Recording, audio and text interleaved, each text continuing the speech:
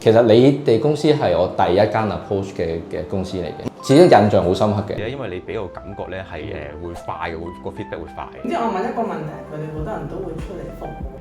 同埋個報價嗰個上高係精準少少。我係好強烈咁會喺客人嘅方向度出發嘅。你俾我嗰個 advice 係我最貼到我自己。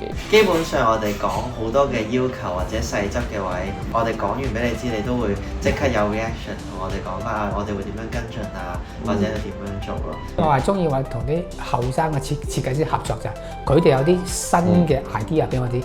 咁好多謝你嘅設計師啦，俾咗好多意見我啦，咁就導致到有個日系嘅目光。本身我開頭個 idea 都唔係咁嘅，但係因為都同你同事溝通過，本身諗住2間房就變咗1間房，而改咗一個拉床咁樣樣，就咁樣就反而仲適合我嘅需要咯。佢都會幫我哋一齊商量下究竟點樣做，佢俾多幾個選擇俾我，咁樣講邊啲係又好又唔好咁樣，跟住就俾我再揀嘅。同埋嗰個流程，你放唔放心？放心，如果唔係我都唔會冇上過嚟睇。其實我真係冇上過嚟睇。早排有黑雨啊、爆風球啊咁樣，咁完咗之後咧你哋同事都有上嚟單位啊 check 下究竟我會唔會有漏水啊？基本上咧每一個程序完咗咧，都會拍咗條片俾我哋睇嘅。我覺得呢樣嘢係叫做俾我哋有個安心咯。即係最緊要我知道你而家做緊乜，你又話俾我聽，即係個流程去到邊啊？咁但係你又話俾我聽，你每日做咗啲咩？其實好夠㗎啦，呢個我覺得已經